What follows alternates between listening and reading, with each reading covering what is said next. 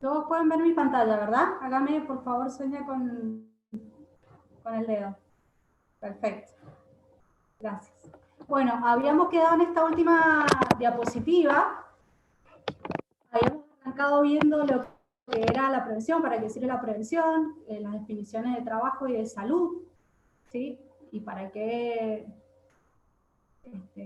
cuál era la idea de que tuviéramos esos conceptos presentes en nuestro espacio de trabajo, sobre todo para identificar cuando esos conceptos ya empiezan a desviarse y ese trabajo ya no resulta tan saludable para las personas, que es lo que debería ser el objetivo final del trabajo, ¿sí? El desarrollo laboral.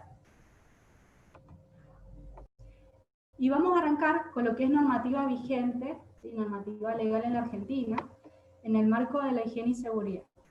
Esta normativa surge justamente para asegurar o garantizar que las condiciones de trabajo, ¿sí?, sean las adecuadas y que no generen a la larga accidentes o enfermedades profesionales. Ese es el objetivo general de la normativa legal en la Argentina, ¿sí? Van a ver, a medida que vaya pasando, de que tenemos leyes nacionales, después tenemos decretos y tenemos resoluciones, ¿sí? La primera y la más importante, que sería como la Biblia de los que hacemos higiene y seguridad, es la ley 19.587, ¿sí?, que fue promulgada en el año 72, bastante vieja, si ustedes se ponen a ver, pero así toda esa ley, si han tenido oportunidad de leerla alguna vez, o por lo menos hojearla, se van a dar cuenta que es bastante completa, ¿sí? Establece como las normas generales y los temas que toca la ley de higiene y seguridad es bastante amplio. El decreto que regula esta ley es el decreto 351. Este decreto recién surgió en el año 79. Es decir, que hubieron 7 años, hay un lapso de 7 años entre que se promulga la ley y que se reglamenta esa ley, ¿sí? Es importante entenderlo porque una cosa es la ley y otra cosa es el reglamento. Nosotros necesitamos reglamentar una ley para determinar las condiciones específicas, ¿sí? Es decir, la ley me va a decir,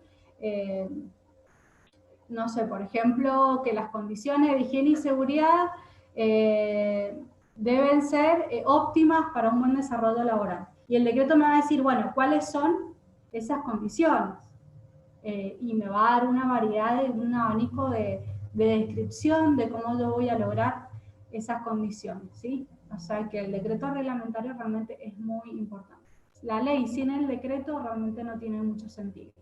Ese decreto 351 es aplicable tanto a industria como comercio, ¿sí? Después vamos a ver que hay otros decretos que son para actividades más específicas. Después tenemos la ley de riesgos del trabajo, que es la 24.557. Esta ley la vamos a ver en profundidad conjunto con la higiene y seguridad. Después tenemos los decretos, el 1338. El decreto 1338 lo que hace es regular los servicios de higiene y seguridad y medicina del trabajo. Básicamente, ¿en qué? Esta ley me va a indicar la cantidad de horas profesionales que yo necesito en determinada actividad, dependiendo de la cantidad de trabajadores y la clasificación de esa empresa. Esa clasificación de esa empresa tiene que ver con clase A, B o C, es decir, desde la más simple hasta la más compleja, ¿sí? No es lo mismo la cantidad de horas profesionales, no sé, para 30 personas en una construcción, incluso son horas semanales, que en una fábrica de materia prima, no sé, para el hierro, por ejemplo, para metales, perdón, o no es lo mismo la higiene y seguridad y la cantidad de horas para una actividad agraria, ¿sí? Entonces, ese decreto nos va a dar una idea de cuánto asesoramiento vamos a necesitar, tanto del licenciado como de los técnicos, ¿sí? Después aparecen decretos de las actividades específicas, como le decía, el 351 es como para industria y comercio, que es lo que más se utiliza, pero después aparece el decreto 911, que es para la construcción, el decreto 617, que es para la actividad agraria, y el 249, que es para la actividad minera. Esas serían las distintas actividades que están normalizadas, que están alcanzadas por los decretos reglamentarios. ¿Sí? Después aparecen resoluciones. Estas resoluciones en general surgen de la Superintendencia de Riesgos del Trabajo, la mayoría de ellos, aunque también pueden haber otras resoluciones de otros organismos, pero básicamente en lo que es higiene y seguridad nos basamos en lo que dice la Superintendencia. ¿Sí? Y acá tenemos, por ejemplo, algunas resoluciones que tienen que ver con las mediciones de los ambientes laborales, que son obligatorias y la mayoría de ellas son anuales.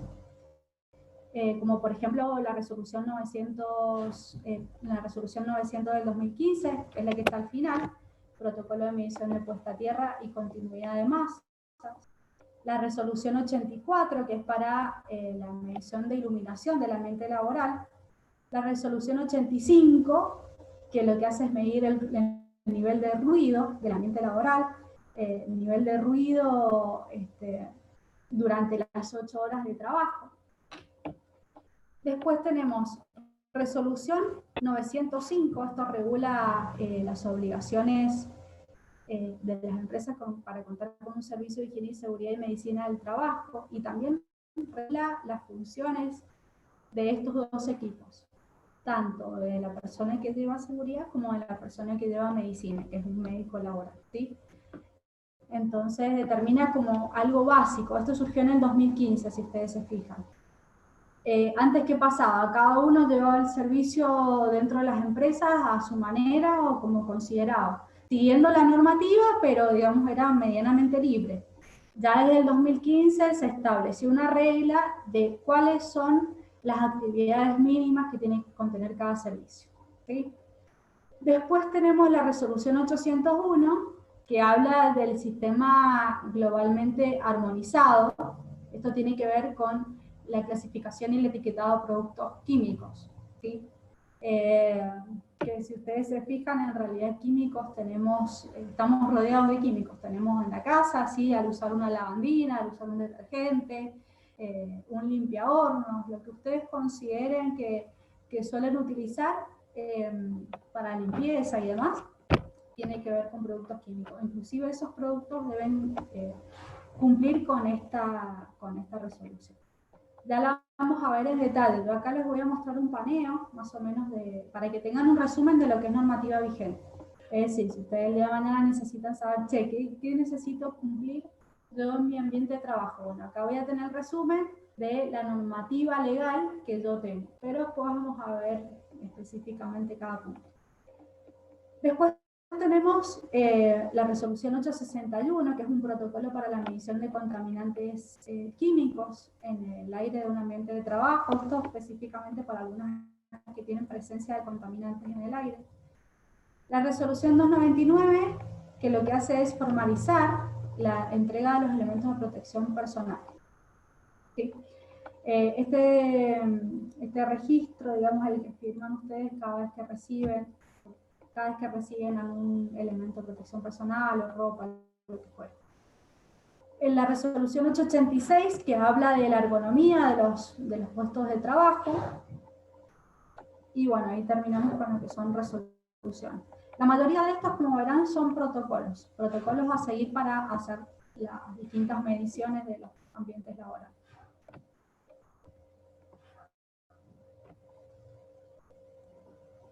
Y acá vamos a ver, ya vamos a entrar en lo que es la Ley de Higiene y Seguridad 19.587 propiamente dicha. Vamos a hacer algún repaso general como para que conozcan la ley. De todas maneras, yo en la plataforma, no recuerdo si la subí, creo que no, voy a subir la ley completa para que la tengan. Está bueno que le den algún vistazo y de hecho al final de la materia vamos a hacer un trabajo con la ley, así que la van a tener que empezar a leer. No completa, pero sí de que sepan de cómo está distribuida, cómo está constituida esa ley y cuáles son los distintos puntos que trata, ¿sí? A ver, un segundito. Bien.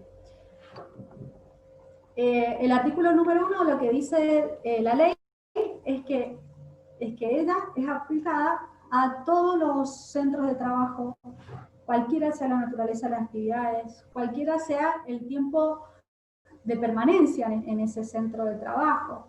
Es decir, si es esporádico, si es permanente, si ese centro de trabajo es, supongamos como es ahora, la casa, ¿sí? Porque esto nos ha cambiado también. Hoy nuestra casa es nuestro centro laboral y por lo tanto deberíamos estar cubiertos por la ley de higiene y seguridad, ¿sí?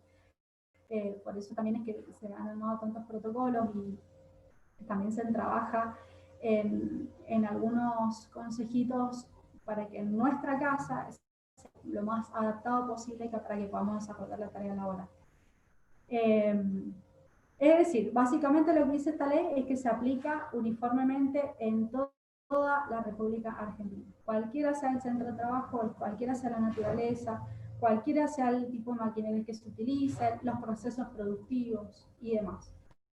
La ley es básica y se puede aplicar a todos. Vamos a los objetivos de la ley. Esto es lo que más me interesa de que ustedes se queden el concepto de los objetivos de la ley de higiene y seguridad, o qué es lo que persigue, ¿sí? Primero, proteger la vida, preservar y mantener la integridad psicofísica de los trabajadores. Si se fijan, la descripción de integridad psicofísica habla no solamente de la parte física, sino también psíquica del trabajador, que es lo que hablábamos la clase pasada, la importancia de tener como esa integridad y de ver a la persona no como un lineal, ¿sí? Como una persona física, sino como una persona multidimensional, que tiene distintos aspectos y todos esos aspectos tienen que estar integrados a la hora del análisis, ¿sí? Después, prevenir, reducir, eliminar o aislar los riesgos de los distintos puestos de trabajo. Es decir, una vez que identificamos un riesgo, que es un poco lo que vamos a hacer con el trabajo práctico, una vez que lo identificamos, lo que vamos a hacer primero es tratar de eliminarlo, ¿sí? Eso sería lo ideal, de que no existan riesgos. Muchas veces ese riesgo no se puede eliminar, ¿sí? Porque el proceso productivo es así, porque mi trabajo se tiene que desarrollar de esa manera. Es decir, yo no puedo, por ejemplo, eliminar un riesgo de trabajo en altura cuando necesito que una persona se suba a una torre para realizar un mantenimiento. Lo ideal sería que no se suba, pero hay situaciones de la naturalidad de la tarea que tienen que ocurrir de cierta manera. En ese caso, como no lo puedo eliminar, lo que voy a hacer es tratar de reducir al mínimo el riesgo, ¿sí? Tratar de que ese riesgo sea reducido y que no provoque accidentes, ¿sí? El otro punto es estimular y desarrollar una actitud positiva respecto de la prevención de los accidentes o enfermedades que puedan derivarse de la actividad laboral.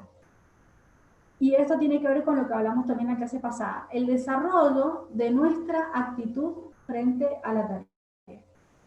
Y esta actitud la vamos a ir desarrollando con un conjunto de conocimientos. Si yo no tengo conocimiento, no puedo desarrollar esa parte, como el psicólogo no puede analizar a una persona si no tiene las herramientas para hacerlo. Vamos a tener en esta materia entonces las herramientas para que nosotros identifiquemos esos riesgos y seamos preventivos. Y sobre todo lo que vamos a atender es al autocuidado, que es un nuevo concepto que ha surgido en la seguridad y salud laboral, que tiene que ver con que cada persona sea proactiva en esta actividad de la prevención, que cada uno se forme y se eduque a sí mismo. Porque básicamente ahí está el punto. Bueno, vamos a las características tanto de lo que es higiene como de lo que es seguridad, que van a ver que son dos cosas distintas. Es importante que tengamos en claro esta distinción. La higiene tiene que ver con, por ejemplo, la característica del diseño de las plantas industriales, el establecimiento, el lugar de trabajo que sea, el que yo utilice, un local, ¿sí? Y los procedimientos de trabajo seguidos. Es decir, si yo tengo una actividad administrativa, voy a tener determinado procedimiento de trabajo. Y esta parte higiénica tiene que ver con cómo está ese diseño de trabajo, ¿sí? Después tenemos factores físicos, como son el cubaje, la ventilación, la temperatura, la carga térmica, la presión, humedad, iluminación, ruido, vibraciones, radiaciones. Fíjense que acá los factores físicos son muchos los que tenemos que tener en cuenta, ¿sí? Y todos esos van a influir en las condiciones higiénicas del ambiente de trabajo. Después, algo importante en la determinación higiénica del espacio de trabajo tiene que ver con la contaminación ambiental. Y acá tenemos agentes físicos, químicos o biológicos, que vamos a ver más segregado adelante de qué se trata de cada uno. Pero sí son los llamados contaminantes del ambiente de trabajo y que terminan produciendo, en general, más que accidentes, enfermedades. Ya vamos a ver por qué. Y por último, bueno, los efluentes industriales y cómo yo trabajo con el remanente, con el desecho que me produce mi proceso de trabajo, cualquiera sea el que yo tenga. En general, la mayoría de los trabajos tienen un propio desecho. ¿Sí? El que trabaja en administración, acá habla de fuentes industriales, pero por ejemplo, el que trabaja en administración tiene un residuo. ¿Sí? El que trabaja en una industria, acá tenemos muchas bodegas vitivinícolas acá en Mendoza, tendrán sus efluentes, ¿sí? Y tiene que ver también eso con la higiene. Pasamos a la parte de seguridad del ambiente de trabajo. ¿Qué es lo que debemos considerar en la parte de seguridad? Instalaciones, artefactos y accesorios útiles, herramientas, cómo las conservo, dónde las guardo, para qué las utilizo, en qué condiciones están. ¿Sí? Protecciones de las máquinas, instalaciones, artefactos, instalaciones eléctricas, cómo está, es decir, por ejemplo, si yo trabajo en un espacio de trabajo donde la instalación eléctrica es deficiente, seguramente en algún momento voy a tener algún riesgo eléctrico. Y eso tiene que ver con la seguridad. Equipo de protección individual de los trabajadores, prevención de accidentes de trabajo y enfermedades del trabajo, identificación y rotulado de sustancias nocivas, ¿sí? Y lo que es señalización también de aquellos espacios donde yo tenga algunos riesgos específicos. Y por último, prevención y protección contra incendios.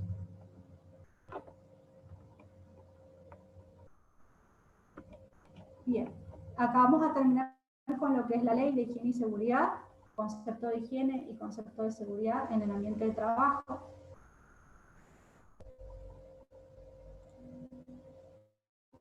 A ver, un segundito.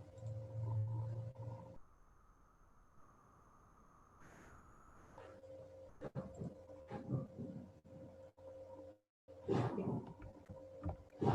Y vamos a pasar a la ley de riesgo del trabajo, que es la ley 24.557 que mencionamos en un principio. Esta ley lo que hace básicamente es regir la prevención de los riesgos y la reparación de los daños ligados al trabajo. Lo que voy a hacer, como dijimos en un principio, es prevenir que se produzcan accidentes o enfermedades. Pero en el caso de que ocurran, ¿sí? Como ocurren diariamente, permanentemente, hay accidentes laborales o aparición de enfermedades profesionales, lo que hace esta ley es enmarcar, ¿sí? De qué manera se van a reparar los daños producidos en el trabajador y en su salud. ¿Sí? Entonces, cubre los accidentes de trabajo y los llamados de itinerario o en itinere, que los deben haber escuchado, y las enfermedades profesionales.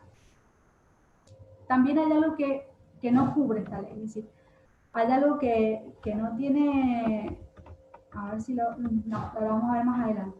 Hay algunas excepciones a esta ley, es decir, esta ley va a cubrir estos accidentes o estas enfermedades y su reparación siempre y cuando se cumplan determinadas características.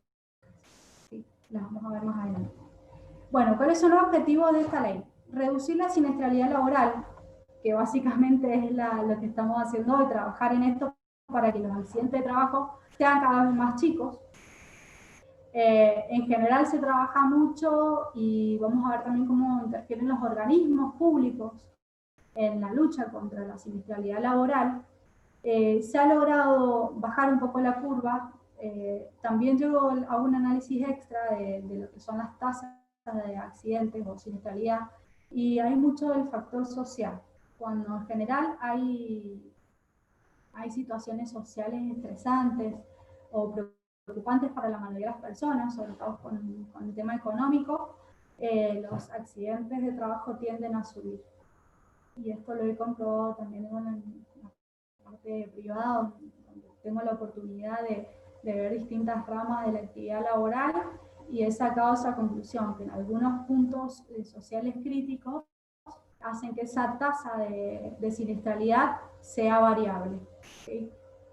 Eso ya es un análisis más social, pero sí también va sujeto, y es importante tenerlo en cuenta porque también hay que trabajar en ello. ¿Sí? Si las personas socialmente están preocupadas por la economía y demás, es muy probable que se accidenten en el trabajo, ¿sí? O se enfermen en el trabajo. Bueno, el otro objetivo, reparar daños derivados de accidentes de trabajo y enfermedades profesionales, y acá se incluye también la rehabilitación, en el caso de los trabajadores que necesiten rehabilitación.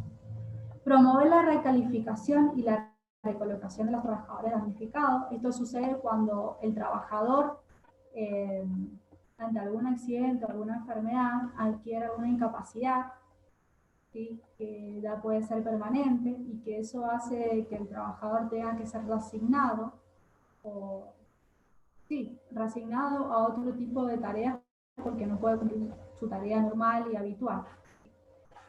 Y por último, promover la negociación colectiva laboral para la mejora de las medidas de prevención y de las prestaciones reparadoras. También esta ley lo que hace es dejar en claro los derechos y las obligaciones de las partes, tanto del trabajador como del empleador, y vamos a ver también que hay otros actores involucrados en la prevención. En lo que es trabajador tenemos derechos, ¿sí? Pero también tenemos obligaciones. Como digo siempre, muchas veces pensamos que por ser trabajadores solamente tenemos derechos, y siempre exigimos más derechos, pero también tenemos ciertas obligaciones que cumplir, como contrapartida. Por ejemplo, yo tengo el derecho de un ambiente sano y seguro, es decir, trabajar en un ambiente sano y seguro, pero mi obligación también es cumplir con las normas de higiene y seguridad. Y fíjense que van correlativas, es decir, también hay una parte de participación mía para que ese derecho sea realmente ejecutado. Muchas veces ese derecho no es ejecutado y no es garantizado, entonces en ese caso sí tengo que moverme y tengo que exigirlo de alguna manera, pero no me tengo que obligar, no me tengo que olvidar nunca mis obligaciones. Bueno, el otro derecho, conocer los riesgos, ¿sí? La obligación sería comunicar una situación peligrosa. Es decir, de nada me vale yo identificar de que estoy trabajando con, no sé, un ambiente peligroso, en el que supongamos tengo almacenados químicos y que tengo un riesgo de explosión, y no comunicarlo, ¿sí? O observé que tenía un derrame, ya tengo un signo, ¿sí? que es una alerta y un posible accidente, y no lo comuniqué. Entonces, yo tengo derecho, pero también tengo la obligación de comunicar cuando detecto una situación peligrosa. Tengo derecho a capacitación, pero mi obligación también es participar en dicha capacitación. Tengo derecho a que me entreguen elementos de protección, pero tengo la obligación de utilizarlos.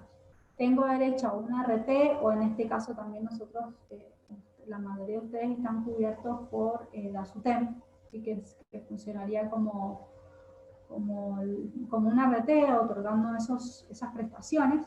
Mi obligación, por ejemplo, lo que dice la ley, es cumplir con exámenes periódicos que la RT o cual sea el organismo que a mí me está cubriendo me exija realizar. Esos exámenes periódicos, a lo que hace referencia a la ley, tiene que ver con exámenes que se hacen de manera anual y que tienen que ver con un control que se hace sobre las personas, sobre todo en el ámbito privado, de cómo van evolucionando. Es decir, si un trabajador está expuesto a riesgo, un riesgo de ruido, la obligación va a ser realizarse una audiometría de manera anual. Entonces, esa sería mi obligación. Sí, yo tengo derecho a que la RT me cubra ese riesgo, por supuesto. Y si presento alguna disminución en mi capacidad auditiva, me la tiene que pagar, pero mi obligación va a ser que yo me tengo que hacer ese examen. Mi obligación va a ser que yo tengo que usar el elemento de protección que me haya indicado el área de higiene y seguridad. Tengo derecho a denunciar y reclamar, ¿sí? Y tengo la obligación de denunciar accidentes. Esto no sé si es tan común en su ámbito, pero sí pasa mucho de que en en el ámbito privado de que ocurren accidentes y no se denuncian o no se da aviso. Por eso los indicadores que tenemos a nivel nacional por ahí son parciales, digamos, ¿sí? Es decir, tenemos como una, digamos, un pantallazo de lo que sí es formal, pero hay una cierta parte que está como en negro, digamos, hay accidentes que ocurren y que no son denunciados, y no están, por lo tanto no forman parte de las estadísticas, no se pueden medir, no se pueden contar. Entonces, bueno, una de las obligaciones es esa. Ahí Facundo levantó la mano, no sé cómo hacer para darte la voz. A ver, voy a dejar de compartir pantalla.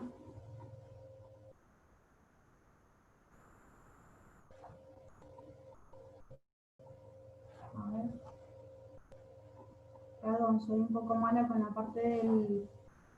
parte de tecnología, ¿sí? Lo que voy a hacer es habilitarles el micrófono a todos ahí. La persona que levantó la mano puede habilitar su micrófono para... ¿Ahí me escucha, profe? Sí, Paco, ¿cómo estás? Bien, usted, buenas tardes. Bien, buenas tardes, gracias. Consulta nomás, en el caso ahora de COVID, ¿cómo vendría siendo el caso de la persona que está más expuesta? En este caso, yo que estoy sacando guardia. Sí, en ese caso, si vos te enfermas, ¿sí? El asustante va a tener que cubrir absolutamente todo lo referido a esa enfermedad, ¿de acuerdo? Porque si bien no es una enfermedad meramente laboral, ya vamos a ver cuáles son las enfermedades profesionales o laborales, sí es una enfermedad a la cual vos vas a estar expuesto, quizás en mucha más medida que otros participantes de otras personas, como yo que estoy ahora guardada en mi casa, No, por perfecto. ejemplo, ¿sí? Profe de Santa Fe. Claro, esa era la pregunta. Sí. Bien, Paco, genial. Gracias. Buena la aclaración, porque estamos en una situación particular. Inclusive la Profe de Santa Fe. Sí. Una consulta para ver, Sí, adelante. más clara las diferencias. Yo le había hecho la pregunta por el chat, pero bueno. Sí, no lo veo, perdón, no me aparecía el chat cuando... En la universidad, quería saber cuál es la diferencia entre una ART, más referido a que uno ve cómo actúan las ART en la privada y cómo por ahí actúa de otra manera el autoaseguro de la SUTEN, digamos. ¿Cuál sería una diferencia? ¿Cómo sería? ¿Por qué? ¿Cómo los diferenciamos? Sí, hay diferencias, ahora lo vamos a ver, pero en realidad a SUTEN no debería haber diferencia en cuanto a lo que es prestaciones, debería cumplir las mismas funciones. Todavía no vemos cuáles son las funciones de una RT o de un autoseguro, como sería en este caso. La ley prevé casos de autoseguro para considerar que una empresa o una actividad está autoasegurada. Yo tengo que garantizar determinadas condiciones para los trabajadores, ¿sí? Esto quiere decir que en el caso de que haya un accidente en el ámbito de trabajo, ese autoseguro me cubra todas las prestaciones, tanto dinerarias como en especie, ¿sí? Claro. Todos los gastos también, los traslados, todos los gastos, exactamente. Me debería cubrir todo, tal cual lo hace una RT. ¿Sí? Claro, esta era mi pregunta. Sí. Ahí no tiene RT, nos manejamos con los médicos de rectorado. Por ejemplo, yo me fracturé el brazo hace un año y todavía no me pagó el seguro, no me cubrió ningún gasto de ASUTEN porque me pedían una cosa, me pedían otra, o sea que no me cubrió nada, lo tuve que pagar en mi bolsillo. Igual muchos gastos no tuve, pero ahí lo de RT no tiene. Incluso lo que decían los médicos donde me tenían el que tuve RT. Yo no sabía ni qué contestarle porque no quería meter problemas en la facultad, pero no tenemos RT en ello. No importa. Sí. Pero tenemos la SUTEN en lugar de la RT, que supuestamente te cubre todo igual. Exacto. Ay, Victoria. Sí, perdón, Victoria. Y hola. A mí me generó una duda hace años, algo que me pasó fuera de la facultad. Yo en el 2006, trabajando en un shopping, Realmente estaba comprobado que fue por una conjunción de cosas. Por ejemplo, o sea, había sido en un momento que me subí una escalera, acomodando mercadería, estábamos muchísimas horas, atendíamos de a 3 personas a la vez, incluso en el lugar a donde yo me subo, faltaba un pedazo de piso, ¿sí? Pero tenía que acomodar la mercadería en ese momento. Hago como que me giro en una de esas escaleras que no eran las de seguridad, me termino cayendo de 1 metro y me quiebro 3 costillas. En el momento, sí, estuve 46 días en mi casa, se cobró el sueldo normalmente, lo de los traslados y la medicación también. A mí me interesaba en ese momento recuperarme, volver a trabajar. De hecho, después, a modo de premio, me pasan para otro local que se estrenaba, un local de Adidas, hermoso, que ese sí tenía las cuestiones de seguridad. La cuestión es que cuando yo dejo de trabajar en ese lugar, mis compañeros todos se fueron haciendo juicio por las condiciones laborales. Sí. Y la única tarada que se lastimó fui yo. Eso es, la situación fue, o sea, si realmente habían cumplido con todo o no, o sea, me generó la duda realmente, porque había cosas que a mí me da la sensación de que no estaban en regla. Bueno, ¿qué sucede? Eso es muy común de que los ámbitos de trabajo no tengan todo en regla. Debería ser, como dijimos la clase pasada, pero estamos en Argentina y son cosas que pasan. Por eso también uno, en lo que sería el autocuidado, tiene que aprender a observar esas situaciones y prever, ¿sí?, de que me voy a subir una escalera que no me ofrece la seguridad que me tienen que ofrecer. Pero eso es como un ejercicio en el cual tengo que ir afinando el ojo, porque si no estoy acostumbrada y me ponen una escalera segura y una insegura y yo no sé diferenciar, me voy a subir a cualquiera de las dos, ¿sí? Sí. Y la probabilidad del riesgo es mayor en una que en otra, y yo desconociéndolo. Aún así, ahora vamos a ver la diferencia, pero tenemos lo que son accidentes en el centro de trabajo, que sería como fue tu caso. Entonces, en ese caso a vos te tienen que cubrir absolutamente todo, inclusive si hubiera quedado alguna incapacidad, ¿sí?, porque fue en el centro de trabajo. Y después tenemos los accidentes in itinere o de itinerario, que sería el accidente que ocurre desde mi lugar de trabajo a mi casa y de mi casa al trabajo. Esos accidentes No, también perdóname, tienen que ¿qué te estar considera? cubiertos. ¿1 hora? ¿Cómo es el tema en tiempo eso?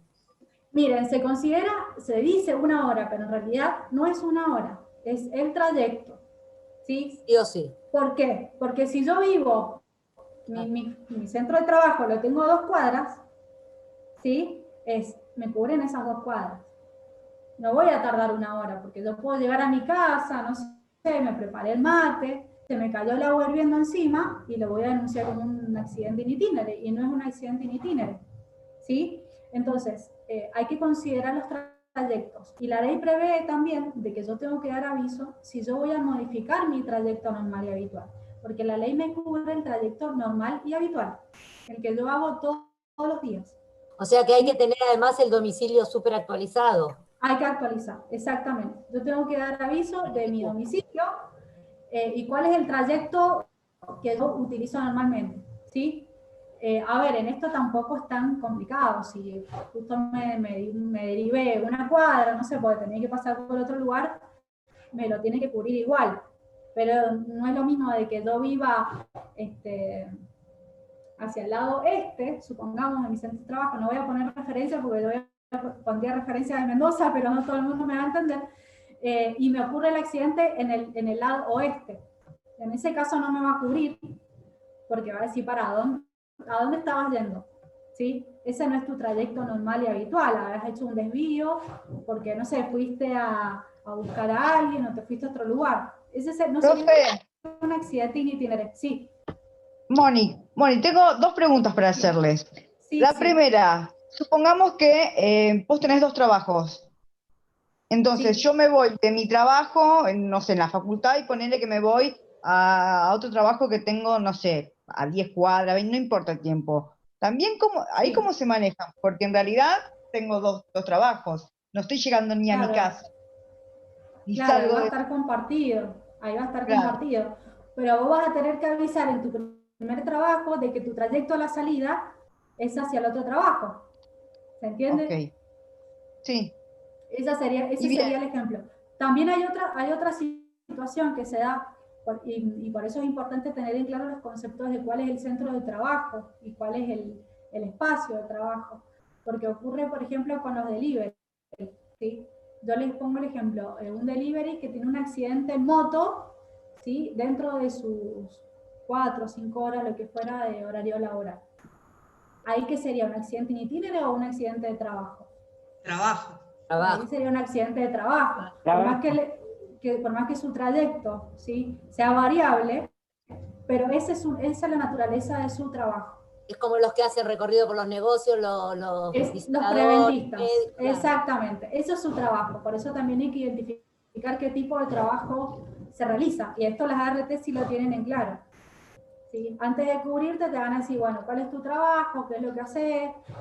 Mi trabajo es manejar, ando en la calle. Por lo tanto, si yo tengo un accidente de tránsito, para otra persona sería un accidente in itinere y no tiene relación con el trabajo propiamente dicho, pero para esa persona es un accidente laboral.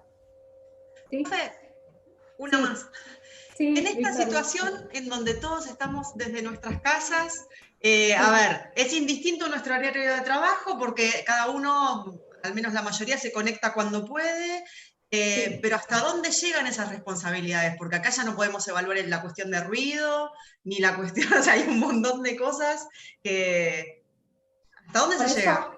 Exacto, bueno, esa es una situación que tenemos hoy para todos, ¿sí? En la cual hemos tenido que adaptar nuestro espacio personal y lo hemos tenido que transformar en un espacio laboral, ¿sí? Yo armé un protocolo que lo pasé en la mayoría de las empresas que tenía que ver justamente con el trabajo, el teletrabajo, sí que se llama, o home office, y las condiciones, o una guía de las condiciones en las cuales yo podía trabajar para que mi ambiente fuera más cómodo. Y eso tiene que ver con las sillas que utilizo, con la iluminación, si bien yo no voy a estar midiendo, pero sí di algunos tips de qué sería lo más cómodo para mí en cuanto a iluminación. Por ejemplo, la posición de la pantalla de la computadora respecto de las ventanas, si ya trabajo en horario nocturno, bueno, cómo tiene que ser mi iluminación, si es general o si es localizada en mi espacio de trabajo particular. Entonces, sí hay un montón de condiciones que las puedo mejorar. Si te caes y te quebras, si te caes y te quebras, por ejemplo. Y te debería cubrir como un accidente de trabajo. Si estás en hora laboral, sería un accidente de trabajo, ¿sí? En esto hay mucho... ¿Y los objetos? La computadora, por ejemplo, si se te rompe la computadora que es con la que estás trabajando. Te quedas sin trabajar, sí. Porque era tu objeto, no era el objeto entregado por el empleador. Ajo y agua. Exacto. Ajo y agua. Sí. Profe. El problema es ahora trabajando desde casa. Claro. Sí. Profe. Sí. Soy Silvia de San Nicolás, ¿cómo le va? No, recién que decía respecto de si nos caemos y nos quebramos. Me imagino que tendríamos que tener declarado nuestro horario de trabajo. Exacto. Nosotros, a mí, por ejemplo, me sucede que estamos trabajando por ahí todos en distintos horarios, porque uno se tienen que adaptar a sus hijos con las tareas, la utilización de los recursos, la compu, porque hay que compartirla con la familia. Entonces, me imagino que en nuestro caso, por ejemplo, no tenemos declarado el horario de trabajo. En casa no hay horario. Claro. En el caso de ustedes, fíjense que acá sí se nota mucho lo que es ART con lo que es autoasegurado. Porque ustedes, como también funcionan como obra social, sería, ¿sí? O como, ¿cómo le llaman? Sí, no obra social. Sí, es una obra, sería una obra social. Los va a cubrir igual, ¿sí? Claro. Sea que se caigan en el trabajo, o sea, dentro del horario de trabajo no, o no. Pero no es lo mismo. Porque Joana, vos te caes, no es lo mismo porque te cubren monetariamente, por ejemplo, cosas que si vos... Claro, no te cubren una incapacidad, por ejemplo. Claro, y materiales y insumos. Bien. Sí, hay una no sé cómo... Yo no sé cómo será. Te hago una pregunta. Sí, Pato. Nosotros estamos bajo la ley teniendo un autoseguro y no teniendo ART. Sí. En realidad la ley determina que vos para ser autoasegurado, como dije en principio, tenés que cumplir determinadas condiciones. Para que esas condiciones sean válidas, tienen que pasar por la Superintendencia de Riesgo de Trabajo, y esa Superintendencia de Riesgo de Trabajo tiene que aceptarlas, ¿sí? Y te va a emitir como un certificado de que vos estás autoasegurado, ¿sí? ¿Y esto qué quiere decir? Mirá, yo puedo ser autoasegurado diciendo de que yo tengo una cierta cantidad de dinero como para responder si alguno de mis empleados tiene una incapacidad, sufre un accidente o inclusive una muerte, ¿sí? Relacionada con el trabajo. Es decir, yo tengo que comprobar, así como un banco tiene una reserva, ¿sí? El autoseguro te exige una cifra monetaria con la cual vos puedes hacer frente a los posibles que serían accidentes o enfermedades profesionales.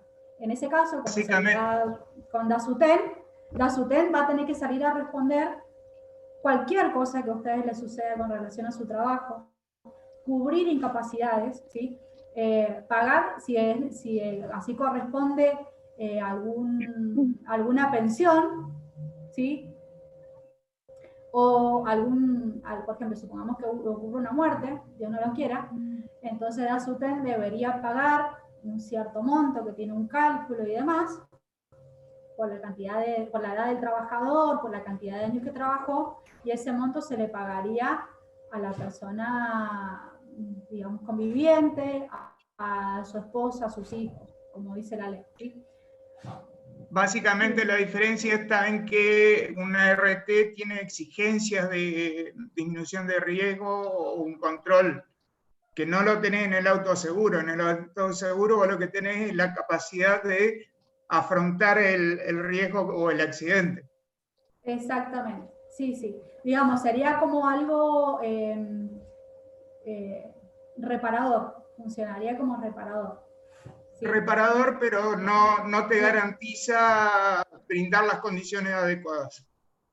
Claro, ojo, las RT tampoco te brindan las condiciones. Eso te pero te cobra una póliza mayor en base a si tenés determinadas o no condiciones de trabajo. Exacto, no, pero la RT lo que hace también es un control, ojo. La RT lo que hace es un organismo de control. Sí. Es decir, a todos sus asegurados, o sus clientes, podría decirse, les hace una asesoría externa. ¿Sí? Y nosotros tenemos controles, por ejemplo, en las empresas, y yo he sido también preventora de una RT, en la cual me tocaba ir a verificar las condiciones en las que estaban trabajando mis asegurados, ¿sí? Y bueno, che, ¿hiciste mediciones de iluminación? ¿Hiciste mediciones de ruido? Sí, no, entonces le dejaba un acta. Bueno, deberá realizar mediciones de ruido, deberá mejorar las condiciones de la escalera, deberá reparar maquinaria, lo que fuera. Entonces funciona así como un asesor externo, pero así todo no puede obligar. Fíjense que acá está muy marcado, y lo dice la Ley de Riesgo del Trabajo, las incumbencias de cada organismo. El único organismo que puede exigir y que puede incluso infraccionar, hacerte una multa dineraria, es la Subsecretaría de Trabajo en el caso de Mendoza, ¿sí? Y la Subsecretaría de Trabajo de cada provincia. Sí. Sí. Entonces la DATEN tendría que hacer todos esos tipos de controles. ¿Cómo? Sí. Karina, repetimos la pregunta. Al funcionar como una RT, tendría que hacer todos esos tipos de controles. Debería tener algún asesor, claro, que haga los controles. Lo que pasa es que la DASUTEN no es ART, la DASUTEN es prestadora nomás. Exacto, bueno, pero por eso digo, hay una diferencia muy grande. El autoaseguro, quien tiene que exigirle a distintas facultades y demás es a través del rectorado la propia universidad. Las también condiciones laborales. Exacto, tengamos en cuenta esto, que en el caso de la universidad, como bien dijo Fabián, tenemos el rectorado, que también imparte como una general para el resto para todas las regionales, ¿sí? Entonces está como centralizado. Funciona muy distinto, este ámbito es muy distinto al ámbito privado, ¿sí? Y la ley por ahí no es tan específica y no contempla estos casos, ¿sí? Están como en un gris. Claro, porque se confunden los roles. ¿Quiénes tienen que hacer lo que del control para que el trabajador esté con las condiciones necesarias para evitar todo lo que es un accidente laboral? Es decir, igual funciona como asegurada, pero no hace los controles, los hace el sectorado. La intendencia tiene que controlar al sectorado, entonces. Pero esa no debería ser una tarea que cumplen las comisiones de higiene y seguridad en cada regional. Exactamente, exactamente, César. Por eso, es decir, hay controles. Sí, donde funcionan. Exacto. Claro, si no están activas y otras son. Ahí está el problema. Profe, le hago una consulta, porque cuando usted explicaba, y ahí empecé yo con algunas preguntas sobre la seguridad e higiene, los derechos y las obligaciones que tenemos cada uno, en cualquier ámbito, no solo en la facultad, pero en cualquier ámbito es también que depende de cada uno, porque hay muchas normas que si bien se establecen y no se cumplen. Entonces no se cumplen ni del empleado, ni del empleador, ni de nadie, porque siempre como que quieren saltar o esas cosas. Y es muy difícil que se cumplan a rajatabla, o también minimizan cosas, o las dejan pasar, total no pasa nada. ¿No? Es como muy difícil. Pero cuando cumplirlo. pasan desastres, alguien se tiene que hacer responsable. Pensá en Cromañón, por ejemplo. Yo, por ejemplo, me enteré hace muchísimos años que la SUTEN era nuestra RT, porque me pasó un caso particular en la facu, qué sé yo, y digo, bueno, llamamos a RT, no sé, y me enteré, pero te estoy diciendo que hacía como 5 años que trabajaba, y con el sexto me enteré que la SUTEN era nuestro ART, ya hace 11 años que yo trabajo, y no sabía antes eso. Claro, bueno, eso sí tienen que estar informados, ¿sí? A dónde tienen que llamar en el caso de un accidente, cómo los van a cubrir. En este caso, como les digo, es un poco un gris. Lo importante es que ustedes se queden con la tranquilidad de que sí, tienen esa cobertura. Es decir, si ustedes tienen un accidente o una enfermedad ya declarada, la SUTEN tiene que funcionar como prestador, ¿sí? Como bien dijo Fabián. Después hay controles que tienen que ver con controles de la misma Comisión de Higiene y Seguridad. Por ejemplo, en Mendoza estaría yo, junto con Oscar Charadía, que es un ingeniero que también tiene la especialidad en Higiene y Seguridad. Y también tenemos controles de rectorado, ¿sí? Donde tenemos que hacer informes anuales y demás. Se hacen observaciones. También hago la diferencia del rol del responsable de Higiene y Seguridad. El responsable de Higiene y Seguridad va a observar las condiciones y las va a informar, ¿sí? Pero no quiere decir... Sí, y después hay una parte de cumplimiento, y que también lo vemos que están por ahí muy acotados, y que tiene que ver con la inversión. Volvemos a lo que veíamos en la clase pasada. La inversión es muy importante en higiene y seguridad. Si no hay inversión de dinero, las condiciones es muy difícil que se cambien, inclusive cambiando las conductas de las personas. Porque tiene que ver con una cuestión de infraestructura, tiene que ver con una condición física del ambiente laboral. Y para eso se necesita inversión, ¿sí? Y yo creo que todos sabemos también, y no es por justificar, ojo, yo imagínense que más quisiera que llegara un ambiente de trabajo, la facultad o en la calle, y que todo estuviera maravilloso, y todo estuviera pintadito de colores, y cada uno con su casquito, y sus zapatos de seguridad, y lo que fuera, y la iluminación fuera perfecta. Pero eso no sucede en la realidad. Por más que la ley va a marcar el ideal, por supuesto, y siempre nos vamos a tener que aproximar a eso, pero la realidad no es tan así. Y siempre vamos a encontrar cosas que mejorar, siempre. Inclusive hasta, fíjense, en los ambientes que cumplen normativas internacionales y que certifican normas internacionales y demás, siempre hay cosas que mejorar y siguen ocurriendo accidentes. Y se dan inclusive accidentes muy graves, muertes, como ocurrieron el año pasado en el ámbito del petróleo. Ustedes saben cuánto está controlado el ambiente del petróleo en el ámbito de higiene y seguridad. Se invierte mucho dinero en eso. Es una pata fundamental en esa actividad. Así todo, los accidentes siguen ocurriendo. ¿Sí? Entonces, sería como idealista decir de que no van a haber accidentes o no van a haber enfermedades. Lo que vamos a tratar es que cada uno de esos espacios aporte con su autoprotección y además sí, obviamente tratemos de avanzar en las cosas, las condiciones mínimas que tienen que ver con lo físico, ¿sí? O sea, que una escalera no esté rota, para que no se caiga nadie y se quiebre 3 costillas. Esas cosas sí que son muy importantes. Profesora, ¿alguna duda más? Sí. Sí. Yo le quería comentar que gracias a la parte de recursos humanos en la universidad, en la Regional Mendoza, en todos los departamentos están las publicaciones de cómo uno se tiene que dirigir en el caso de un accidente. Igualmente, DASUTEN también respalda a los alumnos. Nosotros tenemos el servicio de ESI para el caso de un alumno descompuesto, pero también tenemos los servicios para traslado de esa persona, de ese alumno, y la obra social cubre al alumno también. Entonces es importante que siempre las publicaciones están, en el caso de nuestra regional. ¿Cómo uno está publicado el plan de evacuación con las caritas de las personas a las cuales habría que recurrir. Claro, por eso te digo que las publicaciones las transmite Recursos Humanos y las publica en todos los departamentos, en el caso de la Regional Mendoza. Entonces uno tiene que seguir los pasos, nada más. O sea, está bien. En el caso, Gladys, muy bien lo dijiste, en ese caso se trabajó, yo trabajé en conjunto con Patricia de Recursos Humanos, armamos un nuevo protocolo porque también estaba como desactualizado, como lo teníamos anteriormente, se publicó en los distintos lugares, tenemos bien diferenciado cómo proceder ante un accidente de trabajo y lo que es un accidente personal, que son dos cosas distintas.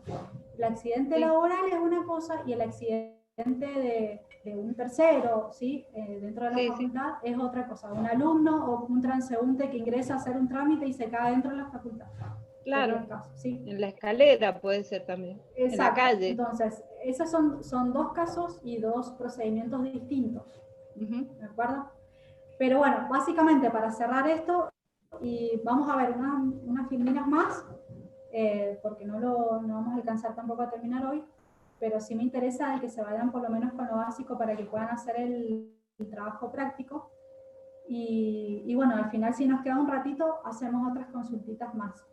Pero sí, quédense con esto, de que ustedes tienen esa cobertura con DASUTEN que funciona tanto como obra social como prestador en el caso de accidentes laborales, ¿sí? Tienen esa cobertura. No va a ser igual a una RT nunca, porque no es una RT, no tiene forma de organización de RT, ¿sí? La RT es una organización independiente. Acá ustedes lo tienen inclusive como hasta interno. ¿Sí? O sea, una organización, una RT, primero que le va a cobrar a la empresa un canon que es altísimo, dependiendo de las actividades que se desarrollen en riesgo, y en base a eso van a hacer las prestaciones. Ustedes... Una consulta más. No, que ahí justo Mariel, una compañera de EDO, puso, tendrían que hacer un plan de evacuación para todo el personal. ¿Qué pasa cuando hay algo, por ejemplo, en lo edilicio, que no permite que se haga un plan de evacuación? Sí. Y en ese caso hay que hacer las modificaciones. Y esto va a suceder por lo menos lo que yo conozco en la mayoría de las regionales, porque son edificios que se construyeron hace muchos años. Por lo tanto, la normativa de ese momento era totalmente distinta y había muchas cosas que no se contemplaban. En Mendoza también nos sucede por ahí con las salidas de emergencia, que se están proyectando a ser nuevas, por ejemplo, porque las actuales son deficientes y son insuficientes además. ¿Sí? Pero todo eso implica una inversión y hay que hacer cálculos para romper, para todo. ¿Cómo? Para los incendios, acá no se usan, viste que hay como unas duchitas, se tendría que ya, o sea, ya en esta época tendrían los edificios, sobre todo públicos, con mucha gente, no se usa, no vi ninguno, al menos que sea última generación y privado, pero ninguna. Sí, esas duchitas que vos decís se llaman sprinklers, que son los rociadores.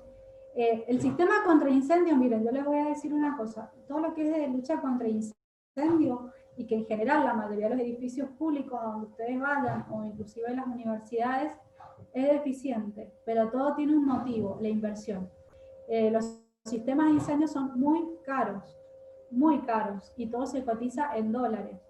Hay que hacer cañerías, hay que hacer cuadros de bombas, los sprinklers tienen un valor altísimo, cada uno de ellos. Más allá del diseño de ingeniería, que eso se puede resolver porque es una facultad de ingeniería, así que eso sobra, pero sí hay una parte de inversión que es muy fuerte, ¿sí? Y una cuestión de modificar absolutamente todo. Fíjense que incluso la ley de higiene y seguridad, si ustedes la empiezan a leer, van a observar que en lo que es el apartado de incendio, ¿sí? Que es el capítulo 18, hay diferencias o distinciones entre lo que son edificios existentes y edificios o construcciones nuevas. Ya marca la diferencia, porque también se sabe de que hay determinados edificios que vienen funcionando hace muchos años y que para cumplir con la legislación tenés que tirarlos abajo y volverlos a hacer. Sería esa la solución, y pasa mucho. Inclusive, por ejemplo, hay cosas que ustedes conocen, pero una condición de construcción de seguridad contra incendio dice, por ejemplo, de que todas tus paredes tienen que tener 3 metros de alto y no tenés que compartir esa pared con ningún vecino, ¿sí? Si vos te vas a aplicar eso, vas a aplicar esa ley supongamos a la ciudad de Mendoza, cada uno verá en su ciudad, tenés que deshabilitar a toda Mendoza, porque acá se comparten paredes, se comparten medianeras, no todas tienen 3 metros de altura, no todas hablan de 30 centímetros de espesor. Es decir, esas son las condiciones ideales, y para las construcciones nuevas, pues sí se tienen en cuenta y se observan y se dice, bueno, tenés que cumplir tal y tal cosa. Eso es en la elaboración del proyecto donde uno tiene que participar. Cuando las cosas ya están hechas, lo que tenés que hacer es tratar de modificarlas y acercarte lo más que puedas. No siempre se puede. Esa es la realidad. No siempre se puede. Ojalá fuera todo así, porque sería fantástico. Pero no siempre se puede. Y todo es inversión, vuelvo a decir. Todo es inversión. Y todo cuesta mucho dinero. Bueno, voy a avanzar un poquito más. Ya son las 15:12. Vamos a ver aunque sea unas diapositivas más para que puedan hacer el trabajito práctico, ¿sí? Yo voy a avanzar a los puntos que refieren a conceptos, y vamos a dejar un poquito la ley de costadito y la vamos a seguir la clase que viene.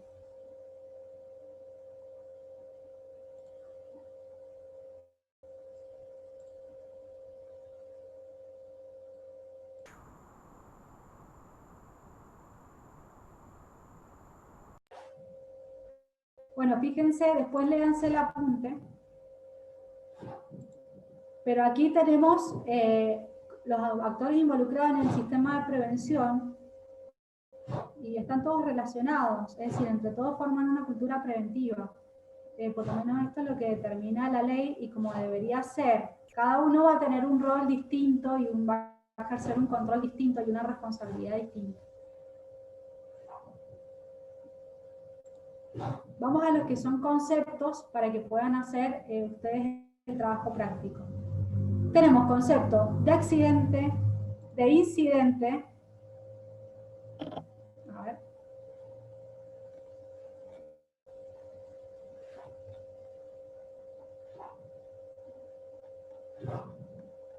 Se me fue. Conceptos de accidente, incidente, enfermedad profesional, incapacidad laboral y la distinción entre peligro y riesgo, que parece que fuera lo mismo, pero no es. ¿Sí? Tenemos accidente de trabajo. Se considera accidente de trabajo a todo acontecimiento súbito, inesperado, violento, que ocurre por el hecho o en ocasión de trabajo. ¿Sí? Lo que hablamos en un principio y que hacíamos la distinción, por ejemplo, de un delivery. Después tenemos incidente, ¿sí? Que sería similar a un accidente, pero no causa lesiones o daños, bien en las personas o en las estructuras. Tiene un potencial de lesión que no se produjo por casualidad, pero a mayor número de incidentes voy a tener una mayor proporción de accidentes. ¿Esto qué quiere decir? El incidente es el casi, ¿sí? Sería como esa parte de que casi fue un accidente, pero no fue un accidente, pero ocurrió. Supongamos que cae encima mío o al costado mío una caja, ¿sí? Que estaba apilada a 2,5 metros. Esa caja, o eso que ocurrió, esa caída, es un incidente, ¿sí? ¿Qué podría haber pasado? Que esa caja me cayera en la cabeza. En ese caso, sí hubiera sido un accidente. ¿Se entiende? Pero ¿qué quiere decir? Es como una alerta. Ese incidente es como una alerta de las cosas que pueden ir pasando. Yo controlando los incidentes y llevando también un registro de ellos, puedo tratar de evitar de que se produzcan accidentes. ¿De acuerdo? Y acá hay una pirámide que va determinando que a mayor cantidad de incidentes, mayor va a ser la cantidad de accidentes de trabajo. Y a mayor cantidad de accidentes de trabajo, mayor posibilidad voy a tener de que ocurra una muerte laboral. Y hay todo un número, después se los voy a mostrar más adelante. Vamos a enfermedad profesional. Se produce por el ejercicio de una actividad laboral o por la exposición a agentes de riesgo químicos o físicos en el puesto de trabajo. Estas enfermedades profesionales, para que sean consideradas como tal, tienen que aparecer en un listado que las actualiza de manera anual la Superintendencia de Riesgos de Trabajo. Este listadito, que es oficial, y ustedes lo pueden consultar, van a ver que hay una cantidad de enfermedades. Es decir, y que tiene que tener relación con el ambiente laboral. Si yo trabajo con un químico, puedo tener tales o cuales enfermedades.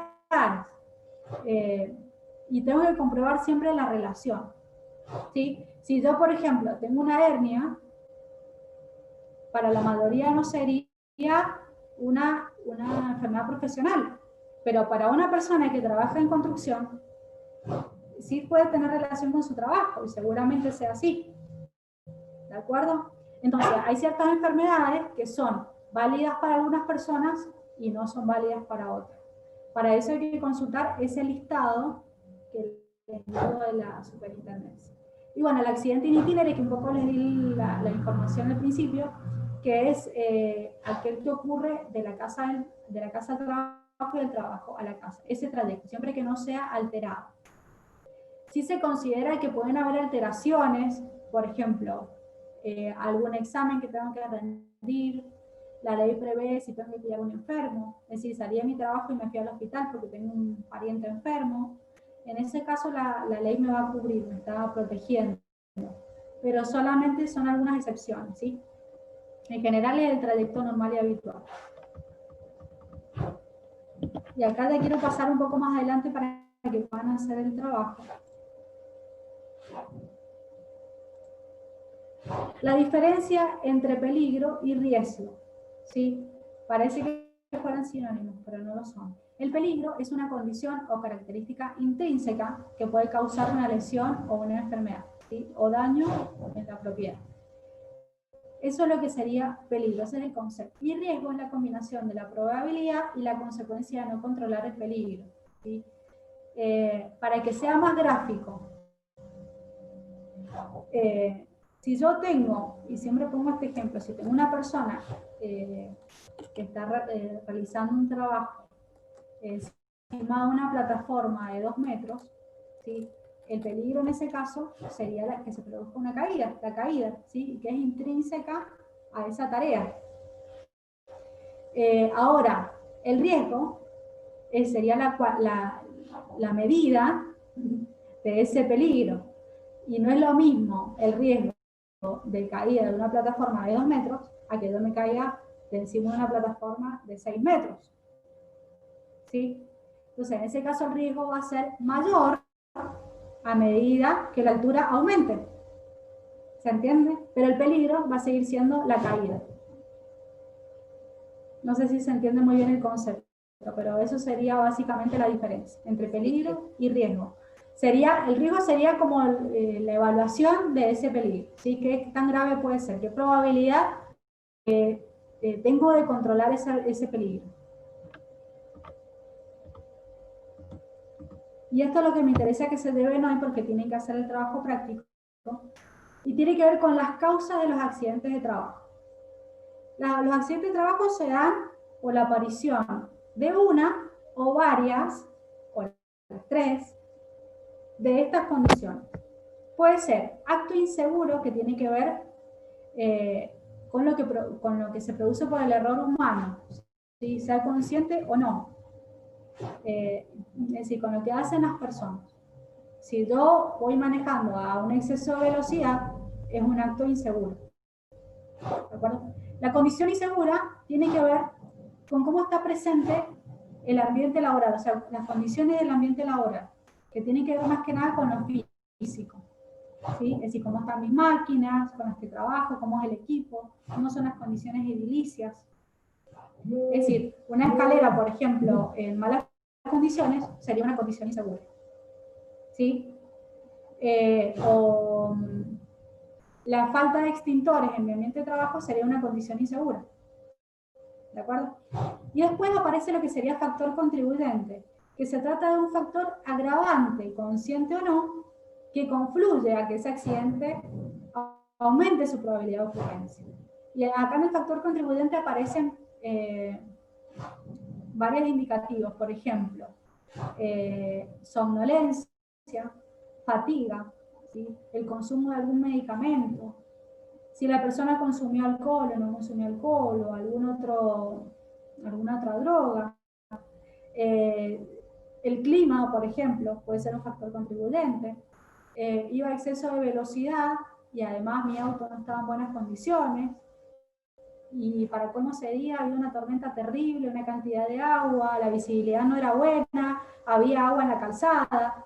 Entonces, ¿qué terminó ocurriendo? El accidente. Son esas tres causas. Hubo un acto inseguro, una condición insegura y un factor contribuyente. ¿Sí? Esto me interesa que les quede bien clarito. Van a tener el apunte de todas maneras para que lo puedan consultar. Con esto van a tener que hacer el trabajito práctico. ¿Qué es lo que es acto inseguro? ¿Qué es lo que es condición insegura? ¿Y qué es lo que es un factor contribuyente? Que son las tres causas que hacen a que se produzca el accidente. ¿Sí? Y acá vamos a ver un pequeño ejercicio, una pequeña gráfica de lo que sería condición insegura. Fíjense, en la primera imagen se muestra una carga elevada, ¿sí? Las condiciones de sujeción de esa carga no son las mejores. Si ven la fotito ahí agrandada, se observa que la sujeción de la carga es deficiente. El acto inseguro sería que las personas están transitando bajo una carga suspendida, que es algo que está totalmente prohibido, ¿sí? El incidente, se cayó esa carga y no lesionó a nadie, por suerte, ¿sí? Por cosa del destino, vamos a decir.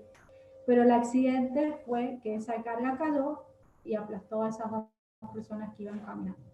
Esa sería un poco la diferencia y lo que tenemos que aprender a analizar en lo que sería la secuencia de un accidente, y lo mismo la prevención, ¿sí? Tanto para cuando ya ocurrió un accidente podemos hacer ese análisis, como cuando tenemos que prevenir, ¿de acuerdo? Acá van a ver también un ejercicio que es el que está en el trabajo práctico, es esta misma imagen. Lo que van a tener que hacer es diferenciar y colocar tres actos inseguros, tres condiciones inseguras. Van a tener que analizar y van a tener que imaginarse la secuencia de un accidente que puede haber ocurrido por alguna de estas condiciones o actos, y le van a agregar un factor contribuyente. ¿Sí? Tienen el apunte, léanlo, hagan un análisis más detallado. De todas maneras, sí. Giovanna, no escuché lo que teníamos que agregar. No entendí lo que teníamos que agregar al final. ¿Lo que tienen que agregar al trabajo? Sí. El factor contribuyente, digamos. Eso, perdón, no entendía la pregunta. Fíjense acá. Vamos a nombrar tres actos inseguros, tres condiciones inseguras. Acá tienen el trabajo, ¿lo pueden ver? Sí, sí. No sé si lo ven en la pantalla. Bien.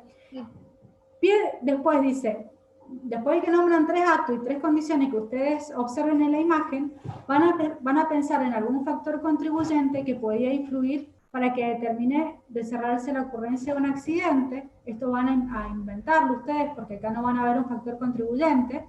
O sea, el factor contribuyente no es algo que ustedes lo pueden observar, salvo las condiciones meteorológicas. Pero es decir, si la persona tenía fatiga, si la persona tiene estrés, si la persona tiene alguna enfermedad, puede ser también un factor contribuyente, que una persona esté enferma. Vieron que ustedes cuando están enfermos no están con todas las luces, como decían acá. Entonces quizás van a trabajar y su atención no va a estar al 100 y sería un factor contribuyente para que ocurra un accidente. ¿Se entiende? Bajé las escaleras con un acto inseguro porque mi factor contribuyente era que no estaba en condiciones de salud como para poder bajarlas en las condiciones seguras. ¿Se entiende? Eso es lo que van a tener que agregar y van a tener que hacer la descripción de un suceso. No sé, la persona venía bajando la escalera, un peldaño de la escalera estaba roto y además esa persona tenía somnolencia. ¿Sí? Sufre de somnolencia. No, el factor contribuyente tiene que ver con eso extra, ¿sí? O la persona estaba estresada o había consumido un medicamento, ¿de acuerdo? O no se puso los anteojos. Profe, claro. Ahí, por ejemplo, muestra una medianera como si fuese una pared más, o sea, hay una pared alta y una pared más cortita, más baja. ¿Podría ser que por estar a la intemperie lloviera y el piso está resbaladizo? ¿Sería un factor contribuyente? Por supuesto. Eso lo van ustedes a imaginar. ¿Sí? Acá van a tener que imaginar un poquito y se van a inventar una pequeña historieta y van a describir un accidente. Y al final van a describir cómo se podría haber evitado ese accidente. Es decir, qué es lo que ustedes observan de que está mal en esta imagen o en esa secuencia, ¿sí? Muchas cosas. Hay muchas cosas. Pero bueno, de esa historia que ustedes elijan, van a después describir cómo se podría haber evitado, el paso a paso, ¿sí? Como verán, es muy sencillo, mucha imaginación y mucha observación con la imagen, así que bueno, adelante, espero que lo puedan hacer. Cualquier cosa, me pueden mandar un mensaje, o pueden, ya bien sea por correo, o por WhatsApp, o Telegram, lo que fuera, si van surgiendo dudas, ¿sí? Porque no alcanzamos a terminar de todo la presentación. Como siempre se da mucho para el debate y por ahí no podemos avanzar tan rápidamente, que igual está bueno, yo prefiero así. Prefiero que vayamos avanzando y que vayamos debatiendo, que vayamos aportando, porque eso va nutriéndonos a todos un poco. Y bueno, los conceptos en los cuales ustedes tengan dudas me los pueden consultar, no hay ningún problema, yo estoy disponible. Bien. ¿Alguna duda, consulta como para terminar?